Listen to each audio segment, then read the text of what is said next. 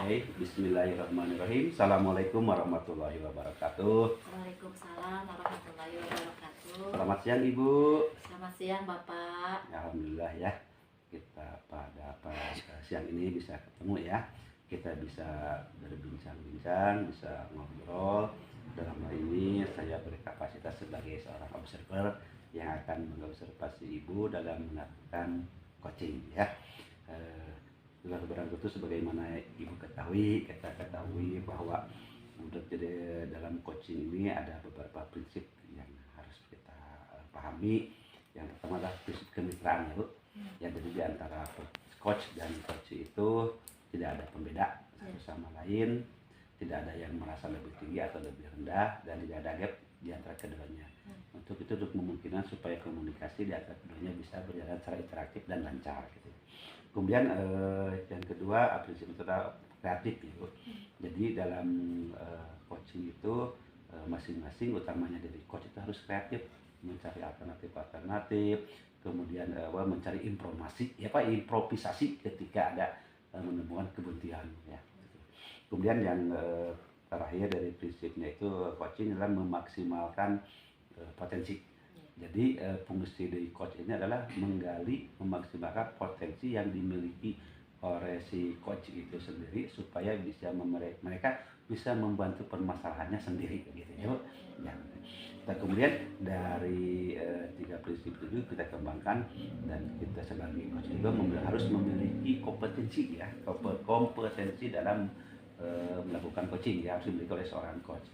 Yang pertama itu harus adanya merasakan kehadiran secara penuh, atau istilahnya itu present ya, present dan penuh. Jadi ketika hadir dalam suatu tempat, raga dan jiwa itu hadir ya, bukan hanya jiwanya, raganya saja, sedangkan jiwanya kemana-mana ya, semacam itu. Kemudian dan keduanya juga harus mendengarkan secara aktif. Ya, ketika lawan bicaranya ngomong, kita mendengarkan secara penuh, memperhatikan ya. Kemudian yang terakhir adanya mengajukan pertanyaan-pertanyaan yang berbobot yang bisa menggali potensi-potensi yang dimiliki oleh coach itu sendiri untuk menyelesaikan masalahnya sendiri ya, semacam itu. Ya, jadi hari ini saya akan observasi Ibu tentang coaching yang akan Ibu lakukan. Tapi sebelumnya saya ingin bertanya dulu kepada Ibu nih, kira-kira dalam melakukan coaching hari ini bagian mana ya, kompetensi mana yang akan saya lebihkan penekanan, yang ingin Ibu kembangkan itu maksudnya? Yang tadi sudah Bapak sebutkan ya, beberapa kompetensi. Tentu saja kalau secara maksimal ingin semuanya ya Pak ya dikembangkan dari tiga kompetensi tersebut ya. Tetapi Pak, kalau misalkan diruntutkan dari setiap kompetensi tersebut, saya lebih ingin dikembangkannya adalah, lebih spesifiknya adalah bagaimana bisa mengajukan pertanyaan berbobot nanti pada coaching gitu Pak. Ya, pertanyaan bobot memang hal yang krusial ya Bu. Itu yang untuk digunakan untuk menggali potensi yang dimiliki oleh coach itu sendiri. Nah, kemudian ketika saya nanti mengamati nih, saat Ibu sedang melakukan observasi, bagian spesifik mana yang Ibu inginkan saya amati? Sama Pak, kompetensi yang memang nanti Bapak amati, kalau bisa gitu Pak, ketiga kompetensi tersebut Bapak bisa amati nanti bagaimana yang akan menjadi acuan kelebihan ataupun kekurangan saya nanti dalam percakapan coaching, yaitu kompetensi yang mendengarkan aktif, kehadiran penuh, pertanyaan berbobot. Ya kalau bisa Pak, memang semuanya kan kalau bisa Bapak amati gitu ya. Pasti. Jadi, cuma itu bisa menjadikan pembelajaran nanti buat saya gitu ya. Yang mana itu bisa menjadikan pengalaman saya nanti ketika proses coaching nanti Pak. Penekanannya yang mana? Ya, lebih ada padakah penekanan lebih kompetitif harus ketika saya mengamati nanti? Mungkin lebih ke bagaimana saya setiap mengajukan pertanyaan yang berbobot ya Pak ya, mungkin itu ya Pak. Nah, oke. Jadi lantas bagaimana penilaian Ibu terhadap apa yang akan kita kembangkan itu dari penilaian yang berbobot itu? Penilaiannya seperti apa?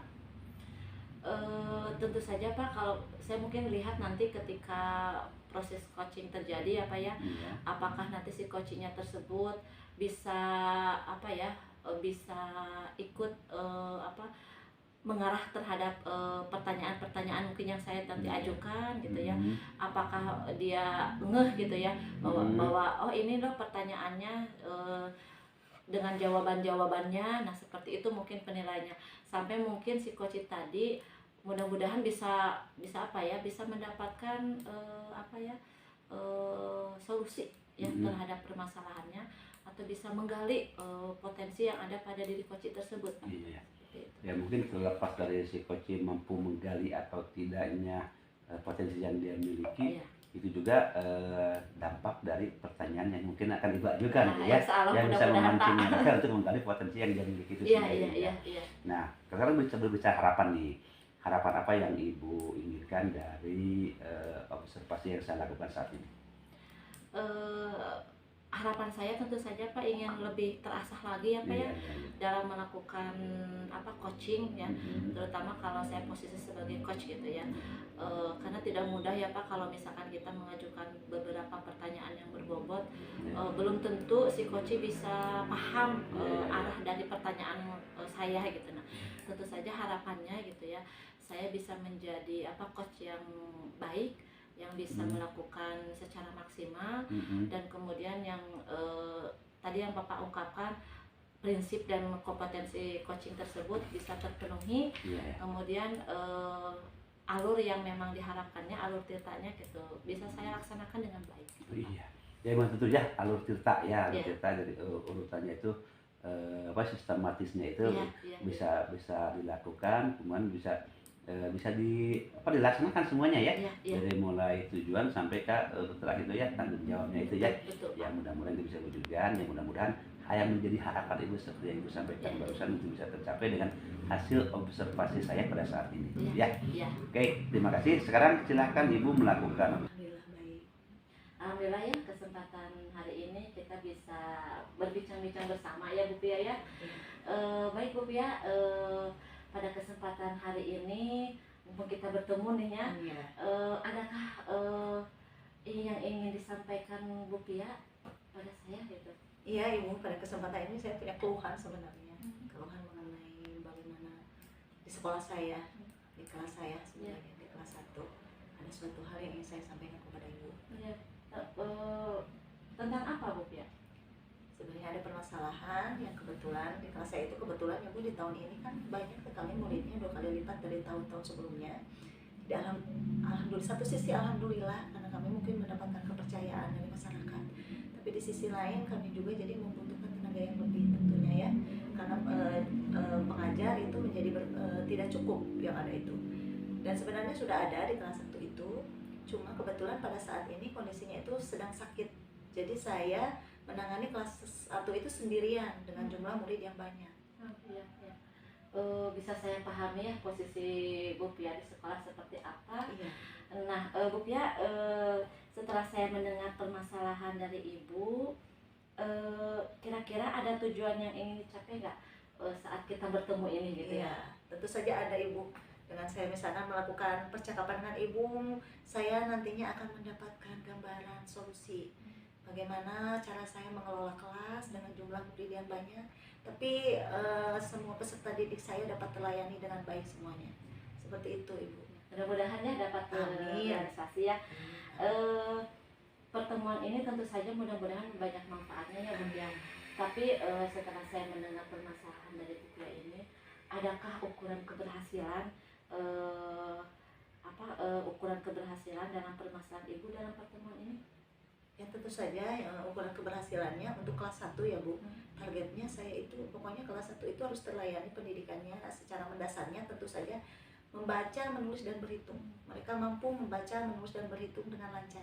Minimal semua murid dapat membaca, menulis, dan berhitung. Itu tujuan yang paling mendasarnya Bu.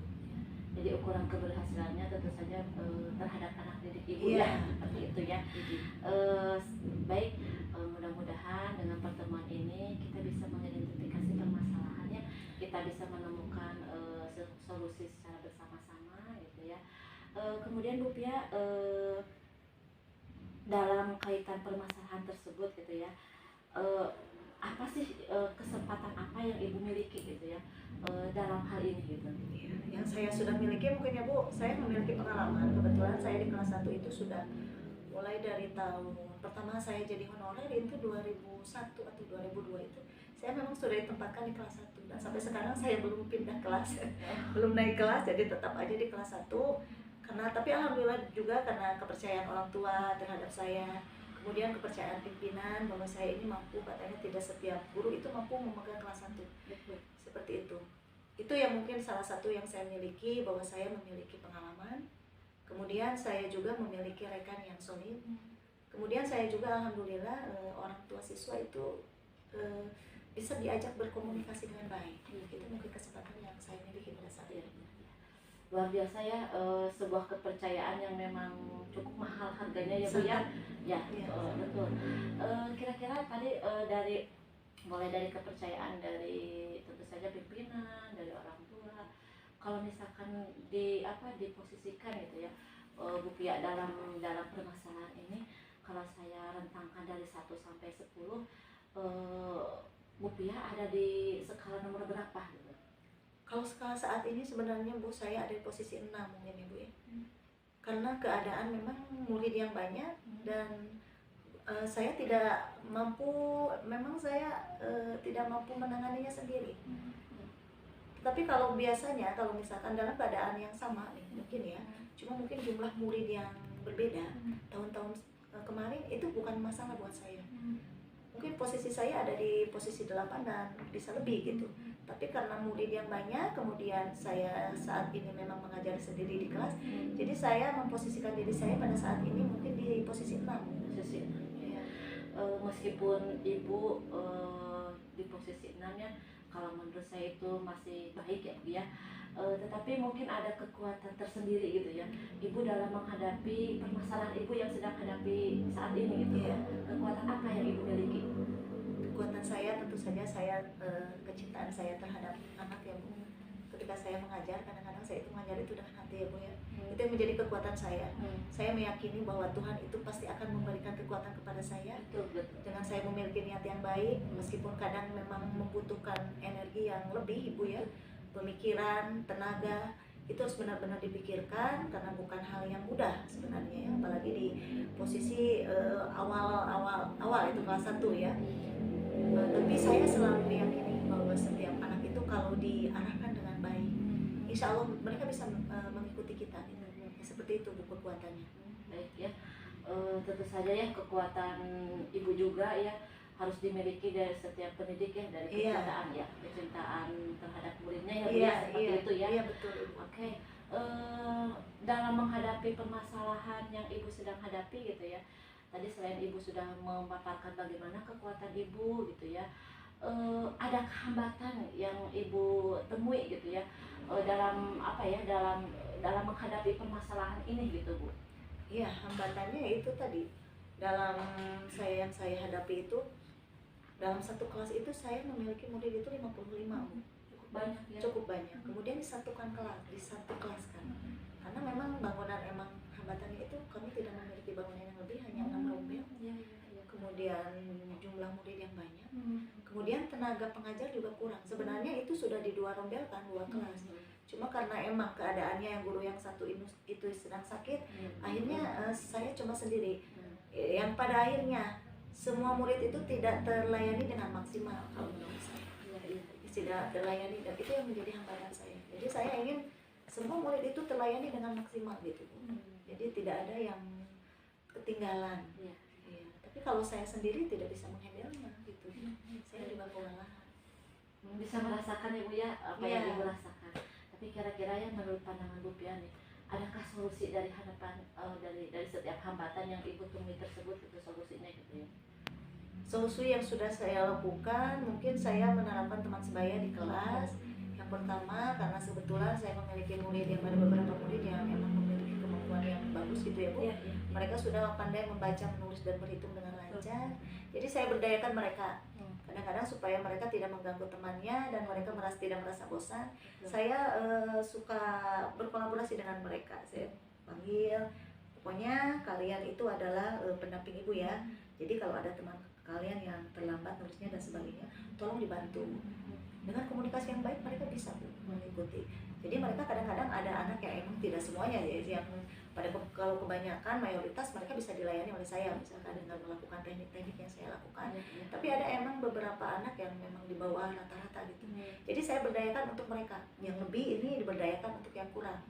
Tapi itu sudah mulai berjalan tapi belum maksimal. Saya belum mungkin nanti harus saya pikirkan kembali rencana selanjutnya. Kemudian yang kedua tentu saja saya akan saya akan meminta bantuan kepada rekan-rekan teman sejawat saya. Meskipun mungkin akan agak sulit Bu, karena kalau di SD itu kan guru itu memegang kelas masing-masing. Tidak seperti di SMP. Kalau di SMP kan bisa santai, ada hari liburnya dan sebagainya. Kalau di SD itu dari Senin sampai Sabtu itu pasti semua guru full. Terkecuali mungkin karena pelajaran olahraga bisa lah, sejam 2 jam bisa. Tapi saya akan mencoba berkoordinasi dengan mereka supaya mereka mau membantu saya, mendampingi saya ketika saya mengajar di kelas, dan mereka ada pelajaran yang memang mereka tidak masuk ketika mata pelajaran mapel yang terpisah, mereka bisa mendampingi saya masuk di kelas sehingga mereka bisa ketika saya tetap yang mengajar, tetapi mereka hanya yang memperhatikan atau mengawasi dan memberi bantuan kepada anak-anak yang tadi yang tidak bisa mengikuti pelajaran dengan maksimal di bawah rata-rata itu. Setelah saya mendengar ya tadi solusi dari kemampuan yang berbeda dari peserta didik, kemudian ibu sudah berusaha untuk berkoordinasi dengan rekan sejawat. Adakah prioritas yang ingin ibu capai dalam hal tersebut? Prioritasnya saya ingin anak didik saya pada waktu mungkin prioritas untuk jangka pendek ya Bu. Sekarang untuk semester sekarang minimal saya ingin anak saya itu bisa membaca, menulis, berhitung semuanya. Minimal yang paling bawahnya itu mereka mengenal huruf. Itu yang menjadi prioritas saya. Karena dengan kemampuan kompetisi membaca, menulis itu menurut saya paling mendasar. Materi apapun yang kita berikan, kalau mereka tidak memiliki kemampuan itu, rasanya akan sulit. Itu. Apalagi kan mereka harus siap-siap untuk menghadapi pelajaran yang sekarang itu kan kurikulum merdeka, harus ada proyek dan sebagainya. Nah, pemerintah kan tidak tahu bagaimana di bawah itu menerapkan hal itu. Mereka hanya emang programnya bagus seperti itu. Tapi memang untuk diikuti itu sebenarnya banyak hal yang harus kita pertimbangkan. Kita tidak begitu saja bisa mengikuti dengan dengan hanya melihat apa yang pemerintah sudah programkan, tapi kita juga harus yang paling penting itu melihat kondisi peserta didik, apakah mereka sudah siap atau belum. Minimal saya harus bisa menyiapkan mereka di kelas 1 itu dengan kompetisi mereka membaca, menulis, berhitung itu Bu. Mereka mampu itulah secara mendasar. Betul ya. Tadi saya mendengar Bu Pia dalam mengatakan bahwa kita ya sekarang kan menghadapi kurikulum yang baru ya.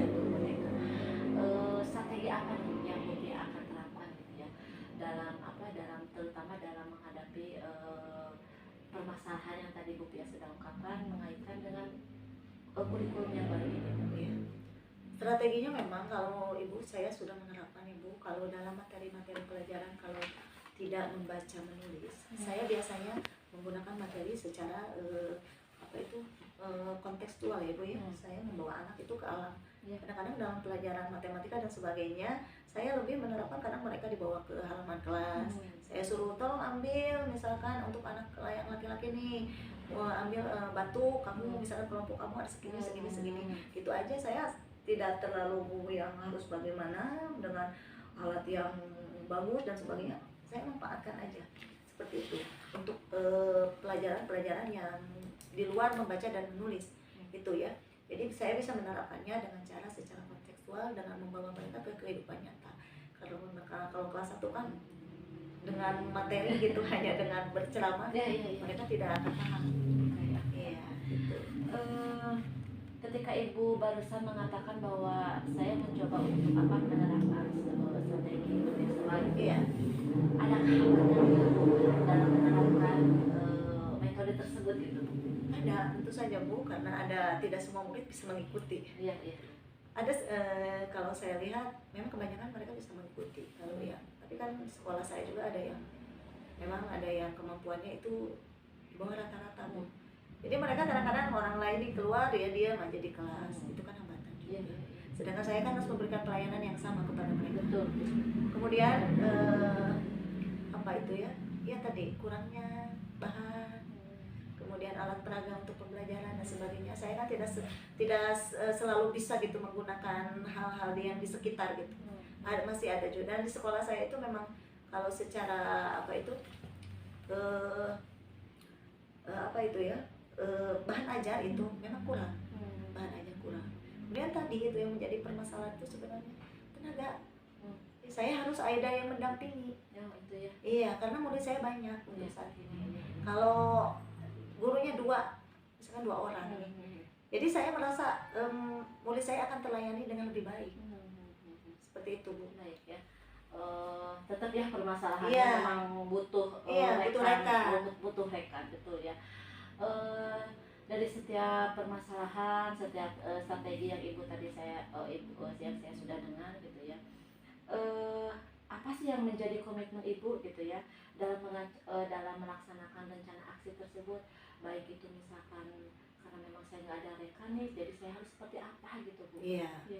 Salah satu strateginya tadi, Bu, jadi dengan menerapkan apa itu strategi teman sebaya itu yang di kelas itu ya. Nah mungkin saya harus meningkatkan hal itu, Bu.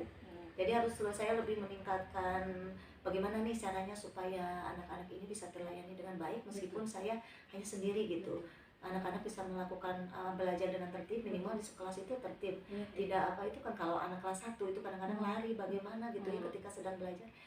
Alhamdulillah sekarang sudah bisa juga terhandle, cuma mungkin dengan cara yang saya meningkatkan lagi dengan strategi apa itu memberikan pendampingan teman sebaya, dengan saya harus lebih mengarahkan lagi kepada mereka. Kemudian saya harus jumlah saya harus melihat lagi nih anak-anak yang memiliki potensi itu supaya lebih banyak lagi gitu ya, supaya lebih banyak tenaga lagi misalkan ya banyak membantu saya. Kemudian saya juga tadi strateginya itu dengan menerapkan kalau materi yang di lainnya di luar membaca menulis dengan cara konseptual itu tadi, saya membawa mereka ke dunia nyata gitu mengenai cara berhitung dan materi-materi pelajaran yang lainnya. Iya, oke.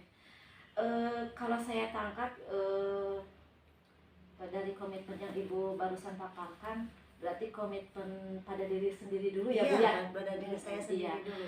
Nah, setelah komitmen pada diri sendiri, Bu, selain ibu gitu ya, kira-kira siapa lagi nih yang bisa membantu ibu untuk menjaga komitmen tersebut? Iya, tentu saja Bu, tadi mungkin ya mengenai komitmen. Saya berkomitmen dalam hati saya meskipun seperti apapun keadaannya di sekolah, saya harus tetap bisa melayani, harus tetap semangat karena itu kewajiban saya, konsekuensi saya dalam keadaan apapun, karena saya sudah memilih profesi ini gitu ya. Jadi saya harus berkomitmen penuh atas diri saya, terus menjaga semangat saya meskipun saya mungkin saat ini memang keadaannya belum betul ya Bu karena kejadian kemarin gitu. Tapi saya tetap dengan melihat anak-anak gitu, saya selalu muncul motivasi dalam diri bahwa saya mampu, saya bisa, insya Allah gitu. Kalau saya benar-benar memiliki niat yang baik dan selalu ada jalan. Dan yang saya ajak untuk berkolaborasi untuk melaksanakan komitmen yang saya lakukan itu, yang saya ingin laksanakan, saya juga berkolaborasi atau apa itu mengajak teman-teman saya, kepala sekolah, pimpinan saya, kemudian orang tua siswa juga, ya itu supaya apa yang saya programkan gitu ya, supaya ini menjadi komitmen kita bersama. Karena bukan saya tidak bisa berjalan sendiri, ini harus dilakukan secara berkesinambungan dan oleh semua pihak supaya anak-anak ini bisa menjadi nantinya itu menjadi anak-anak yang berguna. Seperti itu, Bu. Baik, Bu Pia, mantap ya, luar biasa sesi coaching ini gitu ya. Tetapi Bu Pia, tentu saja kan tadi harapan Ibu ya, kalau saya dengar kan sudah ada beberapa solusi, strategi, rencana yang Ibu susun gitu ya. Setelah bertemu dengan saya, berdiskusi dengan saya, adakah nanti tindak lanjut setelah perbincangan ini gitu? Tentu saja Ibu, alhamdulillah dengan adanya perbincangan ini saya menjadi ada gambaran. Alhamdulillah. Iya, apa yang akan saya lakukan. Dengan tadi ibu memberikan pertanyaan-pertanyaan yang menuntun saya gitu ya, jadi saya juga ternyata betul ya bahwa saya ternyata betul ini ada saya memiliki kekuatan. Kemudian saya juga memiliki tadi rencana yang akan saya laksanakan. Nah setelah coaching ini ya tentu saja saya akan mencoba untuk meningkatkan lagi apa yang sudah saya lakukan, dan rencana yang barusan sudah saya bicarakan bersama ibu, saya akan mulai terapkan di sekolah. Mudah-mudahan ya, Ya. rencana baik ibu, niat ibu, rasa ikhlas ibu tadi yang sudah ibu utarakan bisa berjalan dengan lancar. Dan mudah-mudahan pertemuan hari ini ya Bu ya membuat banyak memberi manfaat gitu ya, baik ibu maupun saya gitu ya Bu. Nah seperti itu. Terima kasih Bu Pia untuk waktunya untuk hari ini. Mudah-mudahan kita bisa bertemu di lain waktu ya Bu Pia ya. Amin. Assalamualaikum warahmatullahi wabarakatuh. Waalaikumsalam warahmatullahi wabarakatuh. Sudah ya Bu? Iya Pak. Gimana? Luar biasa, alhamdulillah menurut saya. Bukan coaching itu gimana? Setelah melakukan coaching perasaan Ibu gimana? Melakukan coaching Pak, antara saya dengan coach, karena memang kami saling perempuan gitu ya, kami terbuka gitu ya Pak ya. Alhamdulillah kami ngobrol nyaman gitu Pak ya. Hanya saja mungkin nggak tahu Pak, kalau menurut saya masih banyak kekurangannya ya kalau saya sebagai coach gitu Pak, untuk proses coaching ini Pak. Jadi performa yang Ibu gitu ya. Iya. Performa yang Ibu lakukan itu menurut Ibu tadi sempurna apa kurang sempurna ya? Untuk coaching yang Ibu lakukan pada barusan. Kalau dibilang sempurna, menurut saya belum sempurna Pak. Belum sempurna. Ya, karena tadi di kesepakatan awal ya Pak ya, sebetulnya saya ingin sekali Pak bagaimana saya bisa mengajukan pertanyaan-pertanyaan yang memang berbobot gitu ya, yang bisa mengungkap semua potensi kekuatan yang ada pada diri coaching. Tapi saya belum merasa puas Pak, karena memang ya gitu Pak, apa yang saya ajukan pertanyaan gitu ya, saya takutnya coaching merasa kebingungan gitu ya, maksudnya apa, tujuannya seperti apa gitu, sehingga yang saya takutkan gitu ya, antara pertanyaan dengan jawaban itu nggak nyambung seperti itu ya. Itu menurut saya takutnya memang itu takutnya kekurangan saya dalam mengajukan beberapa pertanyaan yang tadi berbobot ya seperti itu. Nah, jadi menurut pertanyaan Ibu sendiri bahwa perform yang Ibu lakukan barusan kurang sempurna gitu ya, karena mungkin Ibu merasa bahwa pertanyaan-pertanyaan yang Ibu ajukan itu belum mengerucut atau menggali terhadap potensi yang dia miliki, seperti itu mungkin. Iya, saya merasa seperti itu. Tapi di sisi lain juga Pak, saya berusaha untuk menerapkan alur tirta. Tapi mudah-mudahan ya Pak ya, setelah nanti saya nggak tahu pengamatan Bapak seperti apa gitu. Apakah saya sudah menentukan tujuannya, mengidentifikasi rencana dan sebagainya sampai ke tanggung jawab gitu Pak ya. Apakah saya sampai mampu ke sana atau seperti apa? Jadi ya itulah Pak, saya masih banyak kekurangannya gitu Pak. Kalau boleh atau Ibu mengizinkan, boleh saya menyampaikan hasil pengamatan saya ya? Boleh Pak, ya. boleh. Dari hasil pengamatan saya justru saya melihat berbanding-berbalik dengan apa yang Ibu nyatakan barusan gitu ya. Saya melihat bahwa apa yang Ibu lakukan itu mendekati sempurna sih belum ya, cuma mendekati sempurna. Kenapa saya mengatakan itu? Karena dari alur tirtanya Ibu sudah sistematikanya itu sudah bagus gitu ya Bu.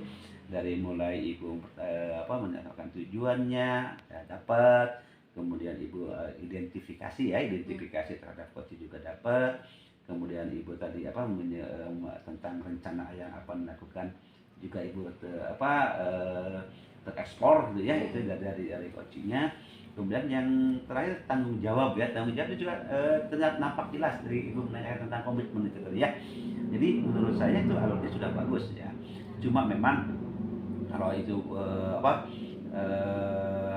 yang Ibu sampaikan itu mungkin hanya sekedar pendapat Ibu ya. Iya, Pak. Pengamatan saya bukan Iya. seperti itu gitu ya. Iya. Nah, jadi bagaimana? Ibu setuju dengan apa hasil pengamatan saya yang saya sampaikan barusan? setuju Pak. Setuju, mudah-mudahan setuju.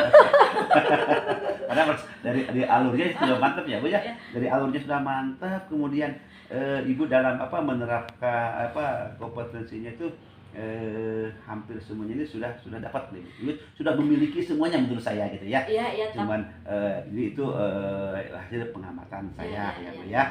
Jadi Ibu juga setuju ya dengan hasil pengamatan saya tadi. Insya Allah setuju Pak. Ya, harus setuju, harus percaya diri Bu ya. Nah, di samping apa yang saya amati tadi ya, saya sampaikan kepada Ibu bahwa Ibu itu sudah melakukannya, alurnya sudah bagus ya, sistematikanya sudah bagus, dari kompetensinya sudah hadir secara penuh, kemudian mendengarkan aktif. Ya, Ibu begitu antusias ketika saya membuat bertanya kepada ketika Ibu mendengarkan yang disampaikan oleh coach itu, Ibu terlihat antusias mendengarnya gitu ya. Itu bagus. Cuman yang saya koreksi ya, bukan koreksi ya. Yang mungkin yang disebut saya itu belum mendekati sempurna karena ada kekurangan dari sisi ini. Iya. Saya melihat dari Ibu ketika melakukan pertanyaan ya Bu, Iya. mohon maaf nih, Ibu seolah-olah masih mengingat-ingat apa yang ingin ditanyakan gitu ya. Jadi kelihatannya bukan menatap kepada coach tapi pikirannya mengingat-ingat apa harus tanya itu apa ya. Iya. Seperti itu. Iya, Pak, Atau ya, kadang-kadang saya Ibu merasa. melirik ke teks, tapi karena sepertinya di teks itu hampir gak ketemu, Ibu pikir lagi, ya seperti itu. Saya melihat semacam itu. Apa Ibu merasakan seperti itu? Merasakan Pak. Iya. Karena ternyata Pak, proses coaching itu cukup gampang-gampang susah Iya. gitu kan. Sebetulnya ya Susah. perlu kompetensi khusus gitu ya Pak ya. Bagaimana kita bisa melakukan perbincangan mengalir begitu saja gitu, natural gitu ya Pak ya. Nah, itu yang cukup sulit ya bagi saya gitu Pak. Karena itu Pak yang karena memang kenapa saya harus mengembangkan pertanyaan berbobot ini. Mudah-mudahan Pak ini bisa melatih juga kemampuan saya gitu ya, dengan terus misalkan diskusi atau misalkan melakukan coaching gitu ya, dengan tersendirinya gitu ya. Mudah-mudahan bisa mengasah kemampuan saya untuk terus meningkatkan untuk mengajukan pertanyaan-pertanyaan berbobot yang lebih natural gitu Pak. Ya ini Bu, ya tentu saja ini kan coaching itu salah satu bentuk keterampilan ya Bu, keterampilan melakukan coaching. Jadi kalau namanya keterampilan biasanya akan dilatih harus dilakukan latihan secara berulang-ulang. Ya. Kalau dilakukan secara berulang-ulang nanti akan muncul refleks dengan sendirinya. Jadi ketika pertanyaan jawaban ini mungkin refleks kita langsung muncul untuk menggali potensi berikutnya. Saya harus mengeluarkan pertanyaan seperti apa. Jadi memang ini harus digali dengan berbagai macam latihan ya Bu. Iya. Baik itu latihan secara langsung atau Ibu latihan bermain peran, atau yang paling penting Ibu sering melihat video atau mempelajari tentang coaching ini ya Bu. Iya. Baik, terima kasih Bapak masukannya. Iya. Nah sekarang tindak lanjut tadi Ibu kelemahan ya tadi. Tindak lanjut dari Ibu yang terbayang untuk memperbaiki yang saya koreksi tadi itu seperti apa nih? Saya mencoba Pak yang tadi Bapak ungkapkan ya, seperti terus mengasah bagaimana kemampuan coaching ini, kemudian mencari video-video ya Pak ya, terus menyimak video video inspirasi gitu ya. Nah seperti itu mungkin tindak lanjutnya. Kemudian saya akan saya menerapkan bukan hanya bukan di sekolah saja Pak. Kalau di sekolah kan mungkin keterbatasan waktu juga kadang-kadang ya Pak. Mudah-mudahan saya juga sedikit belajar Pak, ini saya bisa terapkan mungkin bisa di rumah misalkan dengan keluarga atau dengan siapapun gitu Pak. Mungkin seperti itu Pak. Jadi tindak lanjutnya semacam ini disampaikan barusan ya. Jadi setelah ini nih, setelah saya katakan dari ada koreksi perform supaya memperbaiki performa Ibu dalam melakukan coaching, langkah apa yang akan Ibu lakukan berikutnya setelah tindak lanjut yang tadi? Akan terus ini aja Pak, terus mengasah keterampilan saya dalam melakukan coaching ini ya gitu ya Pak ya. Dalam misalkan saya mencoba misalkan ke rekan sejawat kalau misalkan di sekolah seperti itu ya, supaya nanti seperti di awal gitu ya, pertanyaan berbobot dan seperti itu natural, sehingga saya tidak tidak teks lagi gitu ya. Sehingga ketika ada misalkan dengan teman berbincang dengan tersendirinya gitu ya, mudah-mudahan saya bisa bukan apa ya, bisa menggali potensi-potensi coaching ya, sehingga mereka sendirilah yang bisa memberikan solusi sendiri terhadap permasalahannya gitu. Jadi dengan kata lain, Ibu akan terus melakukan coaching dengan rekan sejawat. Ketika mereka punya masalah, langsung berhadapan dengan Ibu, Ibu melakukan coaching sehingga permasalahan mereka sehingga kemampuan Ibu tentang coaching ini semakin terasa lagi. Ya itu, luar biasa, semangat sekali Ibu ya. Mudah-mudahan apa yang Ibu rencanakan itu bisa terwujud, bisa dilaksanakan. Juga Ibu menjadi endingnya Ibu menjadi seorang coach yang baik ya. Amin. Nah ini Bu yang saya amati tadi, yang saya sampaikan kepada Ibu dan jawaban-jawaban Ibu, nanti saya akan catat ya dalam form supervisi akademik ya. Oh, iya. Ya untuk sebagai bahan perbaikan Ibu ke depannya. Iya, terima kasih Pak. Ya. Nah sekarang sebagai penutup dari obrolan kita nih, dari proses tadi di awal ya, ada praobservasi, kemudian Ibu melakukan observasi melakukan coaching, saya menyampaikan pertanyaan-pertanyaan yang barusan pasca observasi. Apa yang Ibu dapat dari proses ini? Banyak Pak, terutama pengalaman saya gitu ya. Pengalaman saya sebagai coach. Nah, kemudian bagaimana saya bisa bisa menerapkan alur tirta terutama ya dalam coaching ini, karena itu pengalaman yang baru mungkin buat saya gitu Pak ya. Yang tentu saja ini metode mungkin ya, metode dalam penerapan bagaimana dalam menyikapi seseorang dalam menghadapi permasalahan. Itu mungkin ya Pak ya. Iya. Mudah-mudahan ya Bu, Ibu nantinya menjadi seorang coach yang baik. Amin. Yang bisa membantu orang dalam menyelesaikan permasalahannya, karena membantu orang keluar dari kesulitan itu sebuah ibadah ya Bu. Ya. Jadi mudah-mudahan Ibu banyak pahala dari sering melakukan coaching terhadap teman-teman Ibu yang memiliki masalah. Ya. Ya mungkin untuk pertemuan kali ini cukup sekian ya Bu. Terima kasih atas jawaban-jawaban Ibu yang memuaskan menurut saya. Dan sekali lagi saya doakan mudah-mudahan beberapa waktu ke depan Ibu sudah menjadi coach yang baik. Amin. Amin, amin. Terima kasih ya Bu. Ya sama-sama Pak. Ya, Assalamualaikum warahmatullahi wabarakatuh.